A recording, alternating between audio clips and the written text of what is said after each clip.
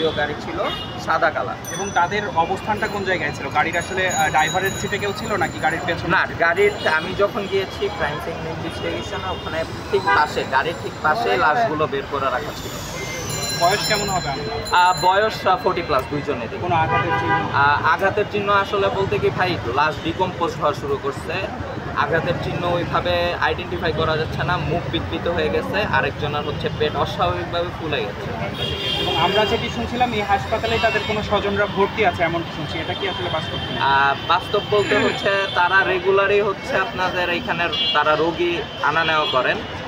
আমি আপনাকে আগেও বলছি মিডিয়াকে যে এটা হচ্ছে ঢাকা শহরের বিভিন্ন মানে বাংলাদেশের বিভিন্ন জেলা থেকে রোগীরা আসেন, বিশেষ করে নোয়াখালী অঞ্চলটার রোগী হসপিটালে বেশি আসেন, কারণ এখানের যিনি প্রতিষ্ঠাতা এই হসপিটালের তিনি নোয়াখালী অঞ্চলের ছিলেন এবং একজন সুনামধন্য ডক্টর ছিলেন সিরাজুল ইসলাম। তো তার হচ্ছে অঞ্চলের বিভিন্ন রোগীরা একটু স্বল্প চিকিৎসাটার জন্য এই হসপিটালে আসেন আর কি। তো দেখা গেছে যে রোগীর সাথে রোগীর আত্মীয় স্বজনরাও আসে।